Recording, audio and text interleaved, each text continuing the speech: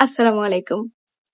Technocrat মন্ত্রী, মূলত মন্ত্রী তো মন্ত্রী হবে, তাহলে এই টেকনোক্র্যাট এই মন্ত্রীটা আসলে কি?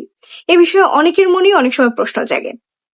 আমরা সাধারণত জানি নির্বাচনে জয়লাভ করেই একজন এমপিকে সংসদের সদস্য হতে হয় এবং সরকার গঠন করার সময় এদের মধ্যে থেকেই মন্ত্রণালয় ভাগ করে দেয় এবং এর পরিপ্রেক্ষিতেই তারা মন্ত্রী হন। কিন্তু এই টেকনোক্র্যাট মন্ত্রীটা অন্য একটি সাংবিধানিক পদ। এটি সংবিধানের অনুচ্ছেদ 56(2) বলা আছে, ধরুন একটি মন্ত্রী পরিষদে 50 জন সংসদ সদস্য রয়েছে, এই ক্ষেত্রে 5 জন টেকনোক্র্যাট মন্ত্রী থাকতে পারবেন।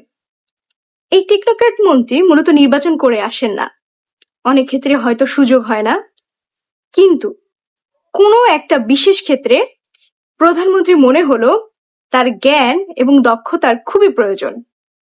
ধরুন তথ্য প্রযুক্তি মন্ত্রণালয়, এটির ক্ষেত্রে আসলে একটি বিশেষ জ্ঞানের দরকার পড়ে, যার আসলে অভিজ্ঞতা রয়েছে, যাকে রাষ্ট্রের প্রয়োজন।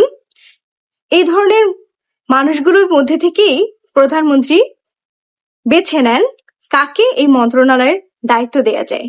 মূলত এমন অনির্বাচিত কিন্তু দক্ষ এবং রাষ্ট্র পরিচালনার জন্য খুবই প্রয়োজনীয় ব্যক্তিকেই টেকনোক্র্যাট মন্ত্রী বলা হয়। ধন্যবাদ।